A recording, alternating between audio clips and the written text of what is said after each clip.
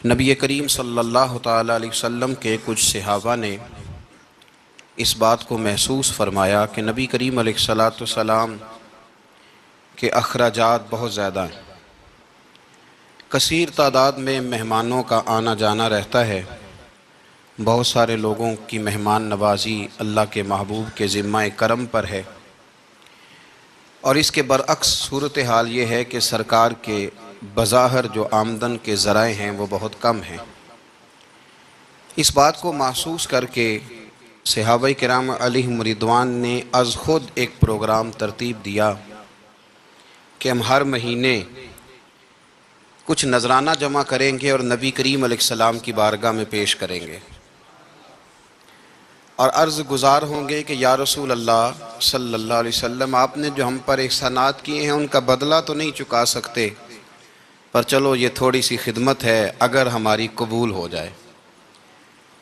صحابہ نے جب وہ نذرانہ جمع کیا تو اب ماحول یہ بنا کہ جمع تو کر لیا ہے تو اتنی جرت کون کرے گا کہ سرکار کی بارگاہ میں جا کے عرض کرے۔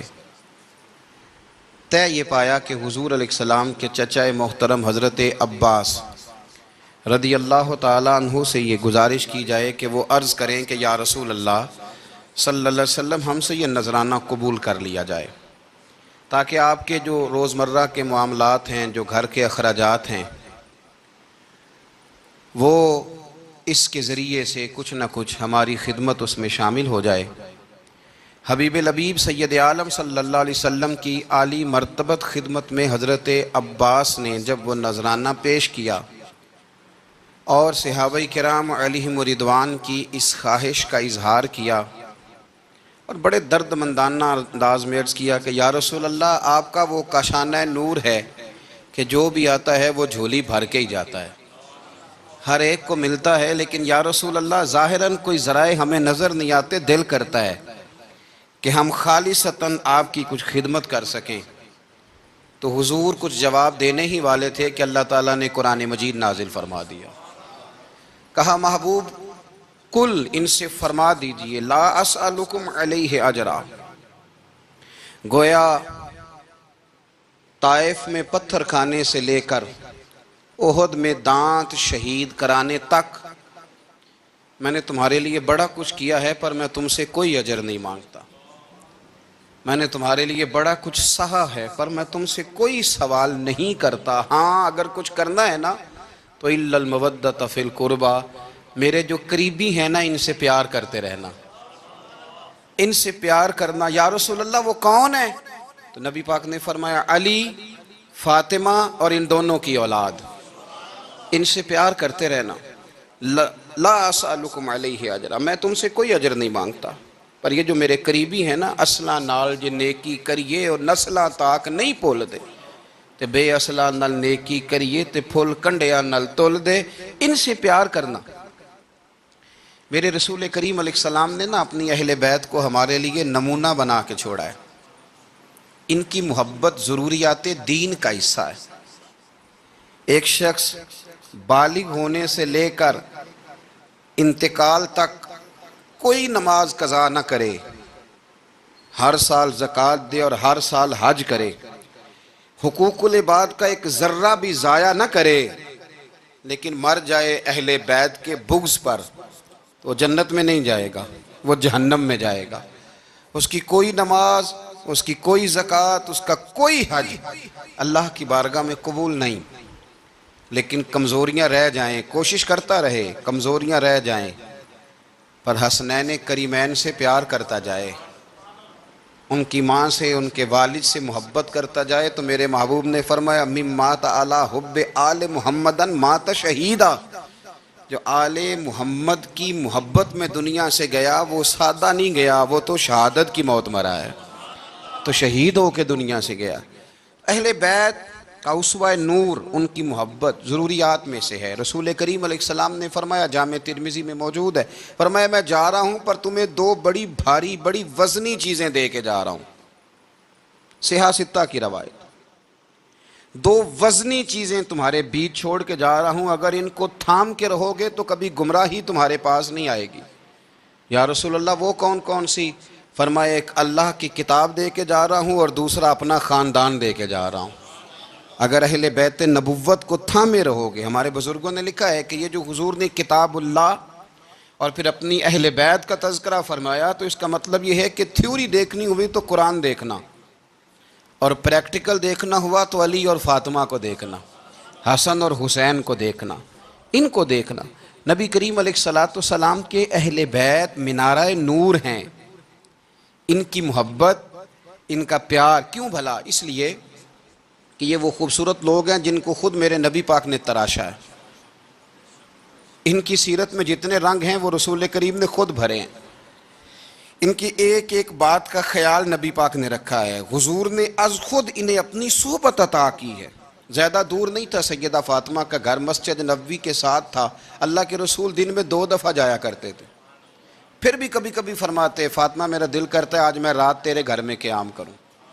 تو سیدہ فاطمہ الزہرا فرماتی ہیں کہ آمنہ کے لال اس طرح بھی میرے گھر میں قیام کرتے تھے کہ حضور چارپائی پہ لیٹتے تھے تو ایک کندھے پہ امام حسن کا سر ہوتا تھا اور دوسرے پہ امام حسین کا سر اقدس ہوتا تھا، اور فرماتی ہیں رات کو کبھی حسنین کریمین دودھ مانگتے تو میں اٹھتی دودھ دینے کے لیے، تو حضور فرماتے لیٹ جاؤ آج میرے ساتھ سوئے ہیں تو دودھ بھی میں ہی پلاؤں گا۔ تو محبوب اٹھتے ان کے لیے دودھ لاتے برتن سے نکال کے۔ حضور نے انہیں وقت دیا اور پھر ان کی چھوٹی چھوٹی چیزوں کا خیال رکھا۔ صحیح بخاری میں موجود ہے، تربیت پر توجہ دی۔ امام حسین تشریف لائے، ابھی عمر مبارک 7 سال کے قریب تھی۔ مسجد نبوی میں صدقے کی کھجوروں کا ڈھیر لگا ہوا تھا۔ چھوٹا بچہ جو ہوتا ہے نابالغ، اس پر شریعت کے احکامات نہیں آتے۔ صدقے کی کھجوروں کا ڈھیر تھا مسجد نبوی میں۔ یہ تربیت ہے، یہ ٹریننگ ہے جو اللہ کے محبوب نے خود انہیں عطا فرمائی۔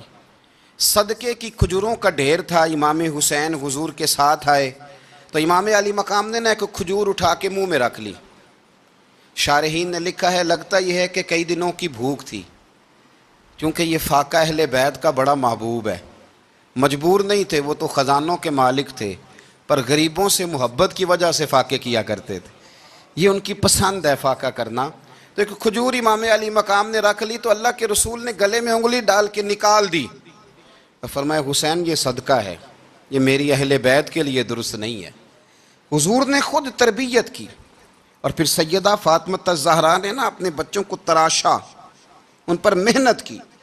میں اکثر گزارش کرتا ہوں دوستوں سے، میں کہتا ہوں کربلا کا واقعہ کوئی حادثاتی نہیں ہے، اس کے پیچھے پوری ایک لاجک ہے، اس کے پیچھے پورا ایک فلسفہ ہے۔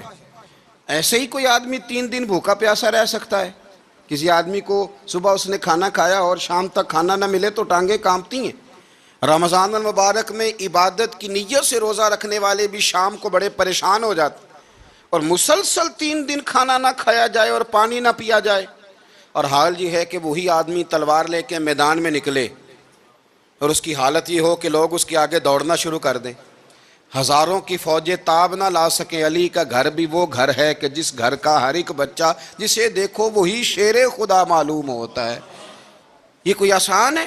اس کے پیچھے پوری ایک اس کے پیچھے فلسفہ ہے۔ امام راضی کی تفسیر کبیر دیکھیے گا، امام راضی کہتے ہیں کہ سیدہ فاطمہ الزہرا رضی اللہ تعالی عنہ کے دونوں شہزادے حسنین کریمین بیمار ہو گئے تو سیدہ نے منت مانگی کہ بچوں کو شفا ہوگی تو 3 روزے رکھوں گی۔ شفا ہو گئی، روزے بھی رکھ لیے۔ اور جب مولا علی شیر خدا روزہ رکھنے کے لیے بیدار ہوئے، سیدہ فاطمہ الزہرا بیدار ہوئیں تو امام حسن اور حسین بھی اٹھ گئے، 7-8 سال کی عمر۔ اماں جی ہم نے بھی رکھنا ہے۔ صبح کھجور اور دودھ سے روزہ رکھ لیا گیا۔ عین افطاری کے وقت مولا علی کہتے ہیں فاقے چل رہے تھے، کہیں سے میں جون لایا تھوڑے سے، سیدہ فاطمہ الزہرا نے پیس کر روٹیاں پکائیں۔ وہ وقت جو بڑا مشکل ہوتا ہے افطار کا، کہتے ہیں اس وقت جب کھانے کے لیے بالکل ہاتھ آگے بڑھنے لگے اور امید تھی کہ ابھی سیدنا بلال اللہ اکبر کہیں گے تو روزہ کھلے گا، لیکن ابھی چند ہی منٹ رہتے تھے کہ دروازے پر ایک فقیر نے صدا دی، کہنے لگا سارے مدینے کے دروازے کھٹکھٹا آیا ہوں، قحط ہے، فاقہ ہے، اے رسول اللہ کے خاندان والو میں یتیم ہوں، کسی نے بتایا ہے کہ اور کوئی دروازہ کھلے نہ کھلے سیدہ کا دروازہ تیرے لیے ضرور کھلے گا، کیا یتیم کو روٹی ملے گی؟ تو حضرت مولا علی نے بچوں کی طرف دیکھا ہی تھا کہ امام حسن ساری روٹیاں جا کے دروازے پہ دے آئے، کھجور اور پانی سے افطار ہو گیا۔ صبح پھر کھجور اور دودھ سے روزہ رکھا۔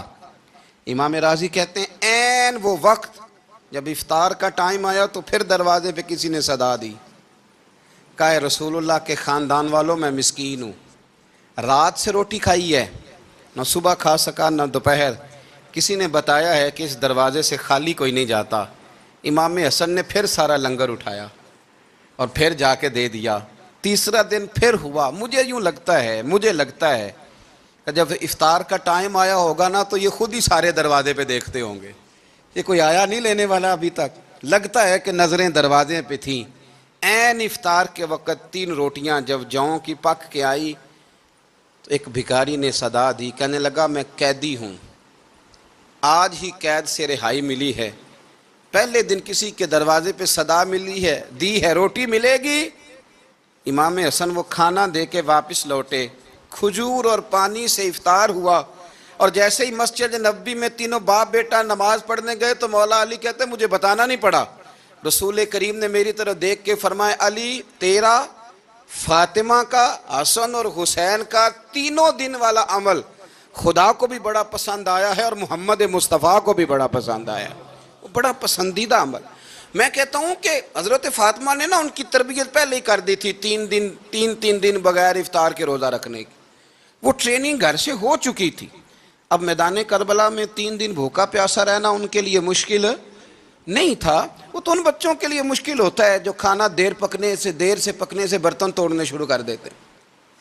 وہ بچے بلیک میل ہوتے ہیں جن کو ایک وقت ان کے پسند کا کھانا نہ ملے تو وہ گھر میں جو ہے وہ ادھم شروع کر دیتے ہیں، جن کی ماں نے عادت ڈالی ہو کہ بیٹا 3 دن بھوکے پیاسا رہنا ہوا تو رہ لینا، لیکن کسی بھی باطل کے ساتھ کمپرومائز نہ کرنا، ان کے لیے اتنا مشکل نہیں تھا۔ ان کی تربیت ہوئی، ان کی ٹریننگ ہوئی، پھر اللہ نے ان کی سیرت میں رنگ بھرے، ان کے کردار میں حسن آیا، وقار آیا۔ حضرت امیر معاویہ رضی اللہ تعالیٰ عنہ نے ایک شخص کو بھیجا مدینہ منورہ شام سے، تو اس نے کہا میں نے امام حسین سے ملنا ہے، تعارف کیا ہے؟ جناب امیر معاویہ فرمانے لگے مسجد نبوی میں جانا جس کے گرد لوگ سب سے زیادہ ادب سے بیٹھے ہوں اور جس کی باتیں سب سے زیادہ میٹھی ہوں اور جس کی نظریں سب سے زیادہ جھکی ہوں اور جس کے چہرے پر تمہیں سب سے زیادہ وقار نظر آئے وہی علی کے بیٹے حسین ہوں گے۔ جو سب سے زیادہ تمہیں وہاں ماحول کے اندر جو شخص نظر آئے پوچھنے کی ضرورت نہیں پڑے گی۔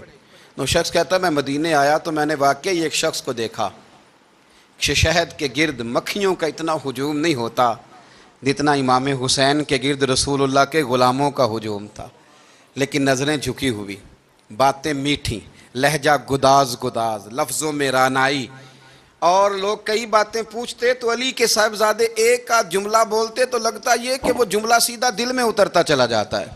امام علی مقام کے کردار میں نا کچھ باتیں بڑی زیادہ تھیں، بہت زیادہ تھیں، بڑا حسن تھا۔ ایک بات تو یہ تھی امام حسین رضی اللہ تعالیٰ عنہ کا علم و فضل بڑا کمال کا تھا۔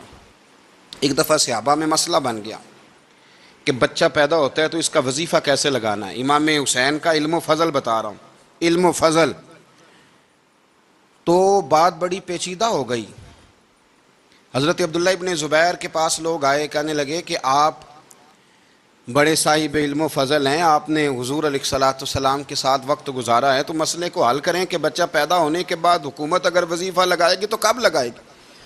جب بحث طول پکڑ گئی، مسئلہ حل نہیں ہوتا تھا، تو حضرت عبداللہ ابن زبیر کہنے لگے ہم سے نہیں حل ہوگا، ایک بندہ ہے جس کے سینے میں رسول اللہ صلی اللہ تعالیٰ علیہ وسلم کے نور نبوت کا فیضان ہے، وہ یہ مسئلہ حل کریں گے۔ تو کہا وہ کون سے؟ آپ فرمانے لگے جب ہم سے مسائل حل نہیں ہوتے تو ہم ان کے علم سے فائدہ اٹھاتے ہیں۔ کہا کون ہے؟ کہا جناب امام حسین۔ تو لوگ حضرت امام حسین کے پاس گئے، کہا حضرت یہ ایک مسئلہ الجھ گیا ہے کہ بچہ پیدا ہو تو وظیفہ کب لگانا ہے؟ فرمایا الجھنے والی بات ہی کوئی نہیں، پیدا ہونے کے بعد جب وہ پہلی دفعہ آواز نکالے تو اس کا وظیفہ لگا دو۔ اس کا مطلب یہ ہے کہ وہ دنیا میں آ گیا ہے، اس نے اپنے آنے کا اظہار کر دیا ہے، اعلان کر دیا ہے، اب اس کا وظیفہ لگا دو۔ تو اس پر پھر صحابہ کا اتفاق ہو گیا۔ امام حسین کے علم سے، فضل سے لوگ فیض اٹھاتے تھے۔ پھر اس کے ساتھ ساتھ امام حسین کا ذوق عبادت بڑا شاندار تھا، بڑا زبردست ذوق۔ علامہ جوزی نے لکھا ہے وکان الحسین رضی اللہ تعالی عنہ فاضلا کثیر الصوم والصلاۃ والحج والصدقۃ وافعال الخیر جمیعا۔ آپ فرماتے ہیں کہ امام حسین زیادہ نمازیں پڑھنے والے تھے، کثرت سے سجدے کرنے والے، کثرت سے روزے رکھنے والے، زیادہ حج کرنے والے، اور امام حسین صدقہ دینے والے اور نیکی کے کاموں میں شدت کرنے والے تھے۔ امام حسین کا جو ذوق عبادت تھا وہ اتنا شاندار تھا کہ آپ فرض نماز کے علاوہ روزانہ 100 رکعت نماز نفل ادا فرمایا کرتے، اور امام حسین فرماتے زندگی میں کبھی ایسا نہیں ہوا کہ 3 دن گزر گئے ہیں اور حسین کا قرآن پاک ختم نہ ہوا ہو۔ 25 حج کیے امام حسین نے مدینہ منورہ سے مکہ مکرمہ پیدل جا کے، 25 حج۔ اب تو نسبت والے لوگوں کو عبادت کی ضرورت نہیں نا، اللہ ماشاءاللہ کہتے ہیں نسبت بڑی ہے۔ بھئی جن کی نسبت اتنی خاص تھی کہ حضور نے فرمایا یہ فاطمہ کے نہیں میرے بیٹے ہیں، ان کا تو حال یہ ہے کہ فرض کے علاوہ 100 نفل، 3 دن سے پہلے ختم قرآن پاک، 25 حج فرمائے، تو کس نسبت کی بات کرتا ہے؟ یہ نسبتیں تو ہیں جو انسان کو عبادت کے قریب کرتی ہیں۔ لوگوں نے معیار ہی بدل دیا ہے۔ حضرت سیدنا امام حسین کی شہادت کے بعد حضرت عبداللہ ابن زبیر رضی اللہ تعالیٰ عنہ نے قاتلان حسین سے خطاب کیا اور فرمانے لگے اللہ کی قسم تم نے اس شخص کو شہید کیا ہے جو راتوں کو لمبے لمبے قیام کرتا تھا، اور تم نے اس شخص کو شہید کیا ہے جس سے میں دن میں جب بھی ملتا تھا تو وہ روزے سے ہوتا تھا۔ تم نے اس شخص کو شہید کیا جو قائم اللیل تھا، صائم الدہر تھا، اس شخص کو تم نے شہید کیا۔ آپ کو پتہ ہے کہ میدان کربلا میں جب 9 محرم کو ابن سعد نے امام حسین سے کہا کہ جنگ کرو اگر یزید کی بیعت نہیں کرنی، تو امام حسین نے فرمایا 1 رات کی مہلت دے دو، 1 رات کی مہلت دے دو۔ حضرت امام زین العابدین کہتے ہیں میں نے اپنے والد گرامی سے عرض کی کہ ابا جی آپ جہاد سے دور جانے والے تو ہیں نہیں، آپ تو جہاد سے پیار کرنے والے، اور یہ بھی پتہ ہے مجھے کہ یہ جنگ اب ہو کے رہے گی، تو 1 رات کی مہلت لینے کا معنی کیا ہے؟ بھئی کل بھی لڑنا ہے اور رات بھی لڑنا ہے، تو ابا جی 1 رات کی مہلت۔ تو سیدنا امام حسین رضی اللہ تعالیٰ عنہ فرمانے لگے بیٹا رات کی مہلت اس لیے لی ہے کہ میں آج رات کھل کے اپنے رب کی عبادت کر لوں، میں استغفار کر لوں، میں لمبے سجدے کروں۔ اور کہا زین العابدین تو جانتا ہے نا کہ مجھے نماز سے، تلاوت سے، دعا سے اور استغفار سے بڑا پیار ہے۔ نماز سے مجھے پیار ہے، دعا سے مجھے پیار ہے، استغفار سے مجھے پیار ہے۔ فرمایا بیٹا میں نے اس لیے نہیں کہ میں چاہتا ہوں 1 رات اور دنیا میں رہوں۔ تو امام زین العابدین فرماتے ہیں امام علی مقام نے سجدے پہلے بھی بڑے کیے، پر 9-10 کی درمیانی رات جو ان کے سجدے تھے وہ میں نے کبھی نہیں دیکھے۔ فرماتے ہیں تیمم کے ساتھ وہ رات کی جو عبادتوں کا رنگ تھا وہ میں نے کبھی نہیں دیکھا۔ امام علی مقام کا عبادت کا ذوق تھا، شوق تھا، لذت تھی۔ آپ یقین کریں ایسے ایسے عجیب بہانے ہم لوگوں کہتے ہیں میرا نماز میں دل نہیں لگتا، تو میں کہتا ہوں تیرا گپ شپ میں کس طرح لگتا ہے، تیرا موبائل پہ کیسے لگتا ہے بھائی؟ یہ تو بھائی ذوق کی بات ہے۔ امام حسین کہتے ہیں مجھے قرآن پاک سے پیار ہے، مجھے تلاوت سے پیار ہے، مجھے دعا سے پیار ہے، مجھے استغفار سے پیار۔ بھائی جس کو جس چیز سے پیار ہوگا دل لگ جائے گا۔ ہم نے کبھی پیار کیا ہی نہیں اس سے، جن چیزوں سے پیار ہے وہاں دل لگ جاتا ہے۔ یہ ایک بہانہ ہے، ورنہ کثرت سے عبادت کرنا، ذوق پیدا کرنا، یہ تو اہل اللہ کا طریقہ ہے۔ والذین یبیتون لربہم سجدا وقیاما، رب کے بندوں کی علامت یہ ہے کہ وہ راتیں سجدے اور قیام میں گزار دیتے ہیں۔ تو امام حسین کی سیرت کا کمال ہے کہ ذوق عبادت رکھتے تھے۔ دوسری بات جو امام علی مقام کی سیرت میں بڑی شاندار ہے وہ یہ ہے کہ سخی بڑے تھے۔ ایک قول سنانا ہے آپ کو امام حسین کا، اور خواہش میری یہ ہے کہ میرے حاضرین اور ناظرین اس قول کو رٹا لگا کے یاد کریں، اس قول کو انشاءاللہ۔ یہ قول جو امام حسین کا ہے نا جی، یہ جس دن مجھے ملا تھا نا تو میں نے بھی رٹا لگا کے یاد کیا تھا، اور میرے پاس جتنی ڈائریاں ہیں شاید میں نے سب میں لکھا ہے۔ امام علی مقام رضی اللہ تعالیٰ عنہ فرماتے تھے اللہ کی رضا کے لیے کسی شخص کی ایک حاجت پوری کر دینا ایک مہینہ مسجد میں اعتکاف کرنے سے زیادہ درجہ رکھتا ہے۔ ایک بندے کی ایک حاجت پوری کر دینا ایک مہینہ پورا مسجد میں اعتکاف کرنے سے زیادہ درجہ رکھتا ہے۔ خدا کے بندے تو ہیں ہزاروں اور بنوں میں پھرتے ہیں مارے مارے، میں اس کا بندہ بنوں گا جس کو خدا کے بندوں سے پیار ہوگا۔ کسی بندے کی ایک حاجت پوری کرنا ایک مہینہ اعتکاف میں بیٹھنے سے زیادہ افضل ہے۔ اسی لیے تو میرے حبیب کریم علیہ السلام نے فرمایا تو رب کے بندوں کی حاجتیں پوری کرنے میں لگ جا، رب تیری حاجتیں پوری فرما دے گا۔ تو امام علی مقام فرماتے تھے ایک حاجت کسی کی پوری کرو۔ حضرت جناب سیدہ زینب بنت ابی رافع کہتی ہیں کہ سیدہ فاطمہ الزہرا ایک دن اپنے دونوں شہزادوں کو لے کے، جب حضور کی طبیعت مبارک بظاہر علیل تھی جس میں حضور کا وصال ہوا، دونوں شہزادے لے کے سیدہ فاطمہ نبی کریم کی بارگاہ میں گئیں، کہنے لگی یا رسول اللہ میرے بچوں کو کچھ دیجئے سیدہ پاک۔ تو حضور اٹھ کے بیٹھ گئے، اس کندھے سے امام حسن کو لگایا اور اس سے امام حسین کو لگایا اور فرمایا فاطمہ یہ جو میرا حسن ہے نا اس کو میں اپنی ہیبت اور سرداری دیتا ہوں، اور فرمایا یہ جو میرا حسین ہے نا حسین کو میں اپنی جرت اور سخاوت دیتا ہوں، میرا حسین جرت مند ہوگا اور سخی ہوگا۔ داتا گانج بخش علی حجویری، امام الاولیاء، سید الاصفیاء، داتا صاحب کشف المعجوب میں فرماتے ہیں ایک دن نا امام حسین کے پاس ایک شخص آیا بڑی دور سے کچھ مانگنے کا، حضور کچھ دیجئے۔ وہ شخص کہتا ہے کہ میرا ظرف یہ تھا کہ 4-5 دینار ملیں گے۔ تو امام حسین فرمانے لگے تھوڑی دیر بیٹھ جا، رزق آ رہا ہے۔ تو امام حسین کو حکومت وقت کی طرف سے نا 5 تھیلیاں ملی جس میں ایک تھیلی میں 500 اشرفیاں تھیں، 5 تھیلیاں آئیں، لیکن اس کو آنے میں نا ذرا دیر ہو گئی۔ وہ 5 تھیلیاں جب آئی نا تو امام حسین اس کی طرف 5 تھیلیاں بڑھا کے نا، ذرا دیکھنا میری طرف غور سے، 5 تھیلیاں بڑھا کے نا تو فرمانے لگے میاں جتنا تجھے انتظار کرایا نا اتنی ہم تیری حاجت پوری نہیں کر سکے۔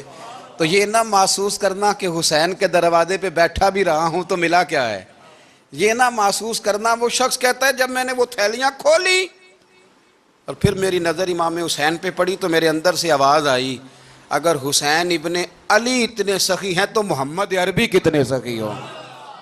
اگر یہ معیار ان کا ہے، ان کا یہ معیار ہے، اور خود بھیک دیں خود ہی کہیں منگتے کا بھلا ہو، خود کہنے لگے جتنا انتظار کرایا ہے اتنی تیری مدد کر سکے۔ یہ سخاوت کا معیار تھا، یہ طریقہ تھا۔ ایک دفعہ سیدنا امام حسین رضی اللہ تعالیٰ عنہ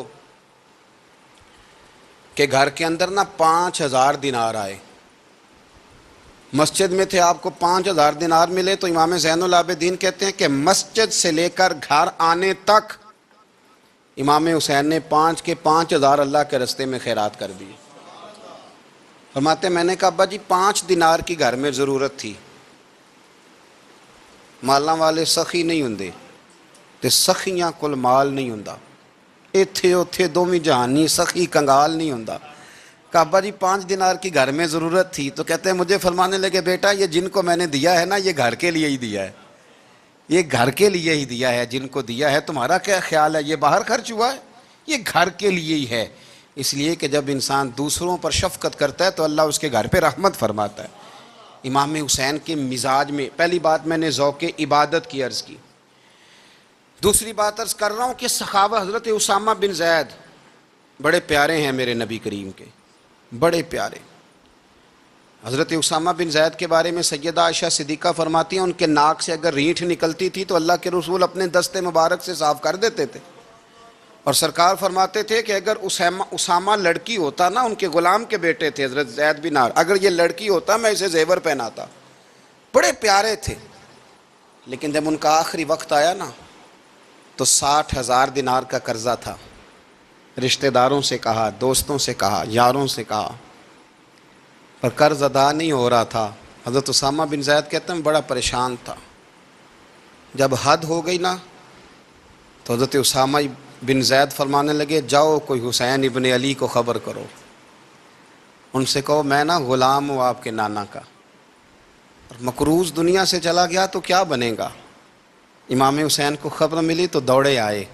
لاجپال اس پیر کو نہیں کہتے جو تگڑا نذرانہ لے کے تو ماتھا چوم لے، لاجپال تو اس کو کہتے ہیں کہ جب ضرورت پڑے تو وہ سر پہ موجود ہو۔ حضرت سیدنا امام حسین تشریف لائے تو جناب اسامہ بن زید رو پڑے، کہنے لگے حضور میں نے نا غلامی کی ہے آپ کے نانا کی، اور اس غلامی پہ ناز ہے، اب 60,000 دینار کا قرضہ لے کے دنیا سے جاؤں گا تو میری قبر پہ بوجھ رہے گا۔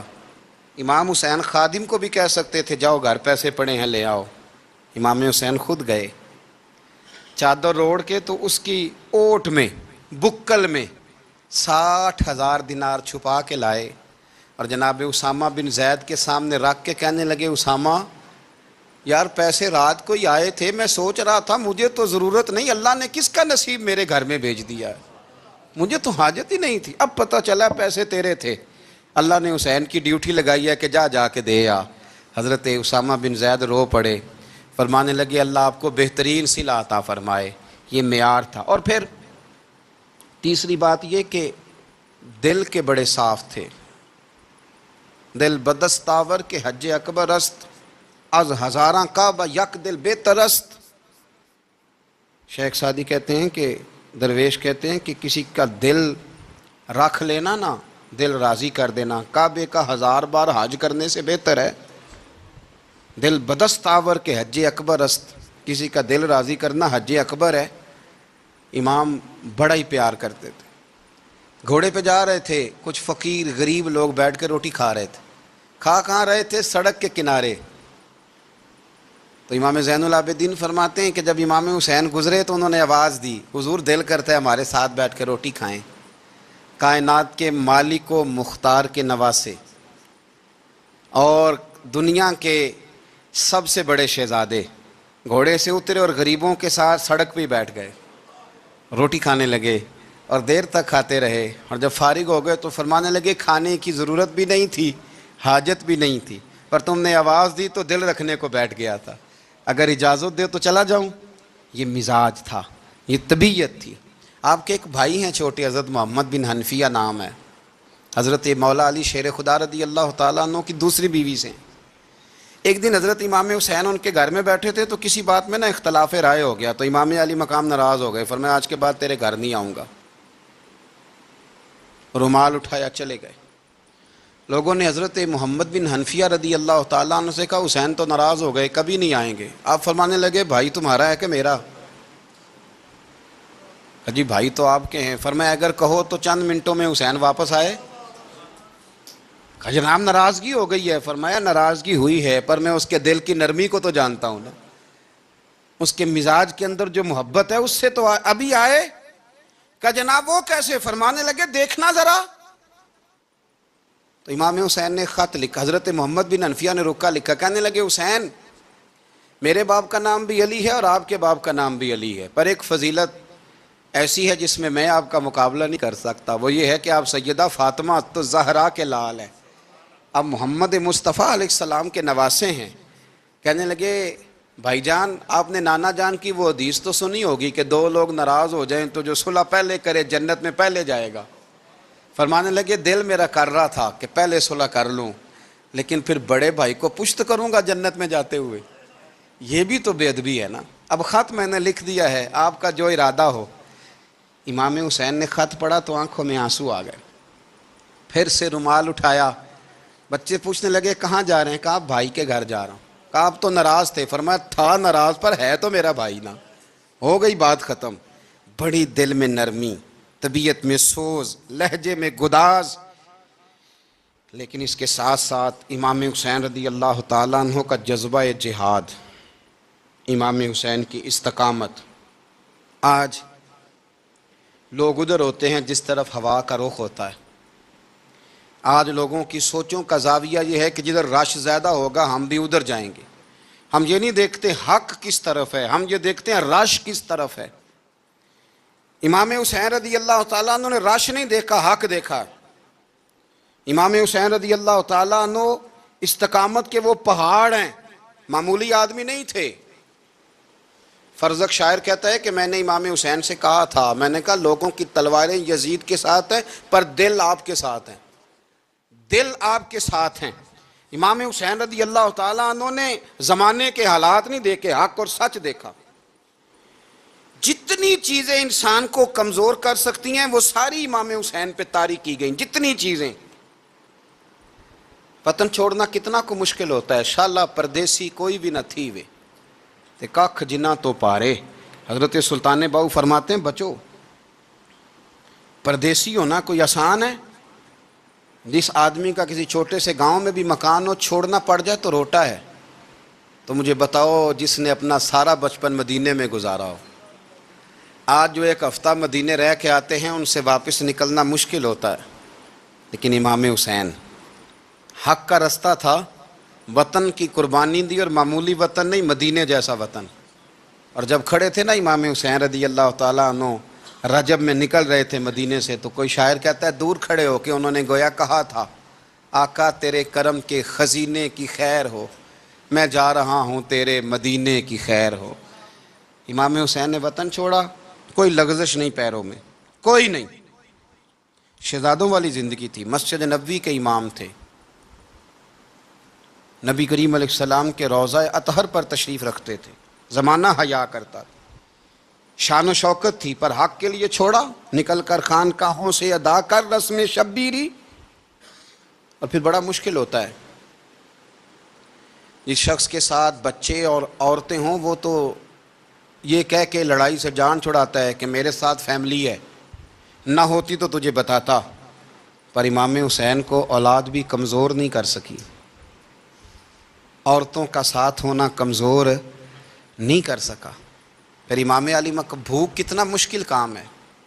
آج لوگ کہہ نہیں دیتے کہ میں تو اس لیے گناہ کرتا ہوں کہ رشوت اس لیے لے لیتا ہوں کہ بچے چھوٹے ہیں۔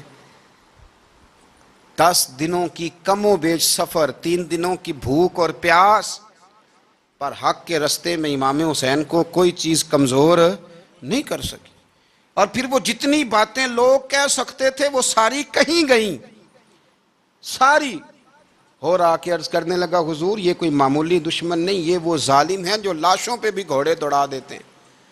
تو امام علی مقام فرمانے لگے جو شہادت کا جذبہ لے کے نکلے وہ پھر انجام نہیں دیکھا کرتا، وہ انجام، وہ جتنی چیزیں جو استقامت کے رستے میں آ سکتی ہیں وہ ساری چیزیں رستے میں آئیں، پر امام علی مقام نے کسی چیز کی پرواہ نہیں کی۔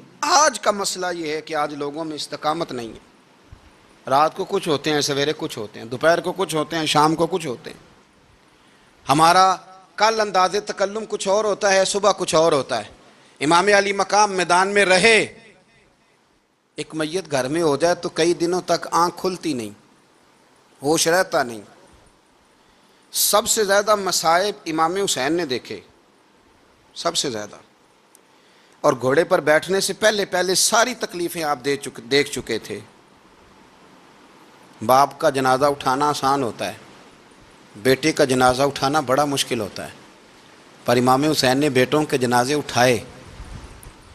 حضرت علی اصغر کی لاش کو امام حسین نے اپنے دست مبارک سے دفن کیا، اور جناب علی اکبر کی میت کو جب آپ اٹھا کے لا رہے تھے تو سیدہ زینب فرماتی ہیں کہ مجھے یوں کبھی لگتا تھا حسین کا قد بڑا ہے اور کبھی لگتا تھا علی اکبر کا قد بڑا ہے، اور فرماتی ہیں کہ پھر حضرت قاسم بن حسن کو بھی وہ اٹھا کے لائے، اور جناب عباس کے وجود سے الگ ہونے والے بازو انہوں نے لا کے حضرت عباس کے وجود کے ساتھ بھی رکھے۔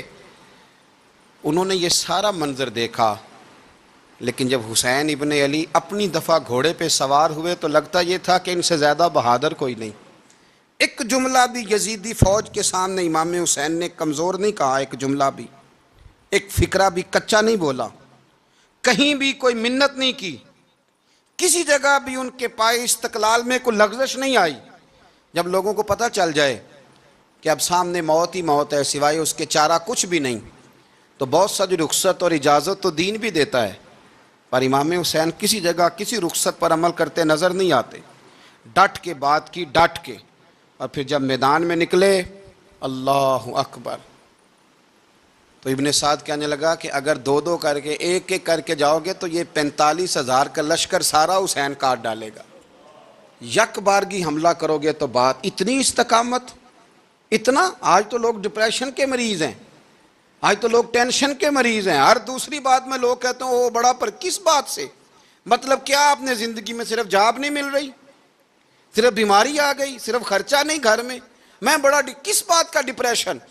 امام حسین کی زندگی بتلاتی ہے کہ وہ لوگ بھی کوئی دنیا میں کمال حاصل کر سکتے ہیں جو چھوٹی چھوٹی بات پہ روتے ہیں. مال بھی ہے، جوانی بھی ہے، گھر بھی ہے، مکان بھی ہے، بچے بھی ہیں، عزت بھی ہے، صرف پیسے نہیں. اور انسان ہے کہ آنکھیں نہیں کھل رہی، وہ سمجھتا ہے میں کسی کام کا ہی، فقط پیسے نہیں بس. او خدا کے بندو، امام علی مقام نے فرمایا سارا کچھ لٹا کے بھی جو میدان میں کھڑا رہے اسے حسین ابن علی کہا جاتا ہے، اسے حسین ابن علی کہا جاتا ہے. حسین ابن علی کی شان رفت کوئی کیا جانے، حسن جانے، علی جانے، نبی جانے، خدا جانے، کون جانے امام علی مقام کا معیار. تو امام حسین رضی اللہ تعالیٰ عنہ کی زندگی ہمیں بتاتی ہے کہ ذوق والی عبادت کرو. امام حسین کی زندگی ہمیں بتاتی ہے کہ جب تم سخاوت کرو تو پھر اپنی حیثیت سے بڑھ کر کرو. اور امام حسین کی زندگی ہمیں بتاتی ہے کہ دل میں کسی کے لیے کوئی بات نہ رکھو، صلح کرنے میں پہل کرو، محبتیں کرنے میں آگے بڑھو. اور امام حسین کی زندگی ہمیں بتلاتی ہے کہ جب دنیا میں تم نے کچھ کرنا ہے تو پھر ڈٹنا بھی سیکھو، پھر کھڑے ہونا بھی سیکھو. یہ نہ دیکھو کہ حالات، امام حسین نے ایک دن بھی حکومت نہیں کی، یزید نے 4.5 سال کی، لیکن قیامت تک دلوں پہ حکومت امام حسین کی رہے گی، امام حسین کی رہے گی، اس لیے کہ ان میں استقامت تھی. امام حسین کے ساتھ اس وقت 72 لوگ تھے، لیکن آج کائنات کا ذرہ ذرہ امام حسین کے ساتھ ہے. اس کا مطلب ہے وقت لگتا ہے، نظریہ غالب آ ہی جایا کرتا ہے. تو استقامت والی زندگی گزاریں.